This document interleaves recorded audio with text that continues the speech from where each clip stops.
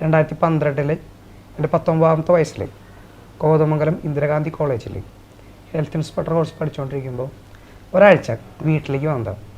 പിറ്റേ ദിവസം കൂട്ടുകാരൻ്റെ വീട്ടിലേക്ക് ഒരു പരിപാടിക്ക് പോകാൻ വേണ്ടി പിറ്റേ ദിവസം കൂട്ടുകാരുടെ വീട്ടിലേക്ക് പോയി പപ്പയുടെ പഴയ സ്റ്റാർ സിറ്റിയും കൊണ്ട് അവിടെ ചെന്നപ്പോൾ വേറെ കൂട്ടുകാരൻ പുത്തൻ പൾസറും കൊണ്ട് വന്നേക്കത്. പ്രായത്തല്ലേ, എല്ലാവരെയും പോലെ യൂത്ത് അടിച്ചു പൊളിക്കണം, ലൈഫ് എൻജോയ് ചെയ്യണം മാത്രം ഒരു ആഗ്രഹമുള്ളതുകൊണ്ട് പൾസർ ഓടിപ്പിച്ചല്ലേ ഒരാഗ്രഹം പുത്തൻ പൾസറാണ്. ആ ഒരാഗ്രഹം കൊണ്ട് പപ്പയുടെ സ്റ്റാർ സിറ്റി അവിടെ വെച്ചിട്ട് കൂട്ടുകാരൻ്റെ കയ്യിൽ നിന്ന് ചാവി വാങ്ങി ആ പൾസറിലാണ് പോകാറുണ്ട്. നല്ല സ്പീഡ് ഉണ്ടായിരുന്നു, ഹെൽമെറ്റ് ഉണ്ടായിരുന്നില്ല. അങ്ങനെ പോണ സമയത്ത് എൻ്റെ മൊബൈലിൽ ഒരു കോൾ വന്നു.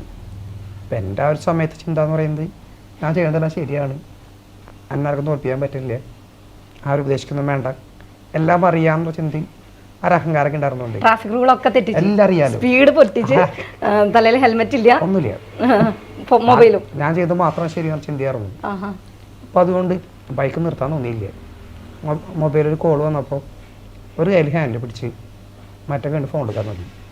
ഹൈറ്റ് കുറവായിരുന്നു, പെട്ടെന്ന് ബാലൻസ് ആയിട്ടില്ല. തൊട്ട് മുന്നിലെ ടേണിങ്ങിൽ ബൈക്ക് സ്കിഡ് ചെയ്തു. അടുത്തുണ്ടായിരുന്ന ഒരു പോസ്റ്റിലടിച്ചു. അത് ഓർമ്മയുള്ളൂ. പിന്നെ ഓർമ്മ വരുന്നത് ഒരു 3-4 ആഴ്ച കഴിഞ്ഞിട്ടാണ്.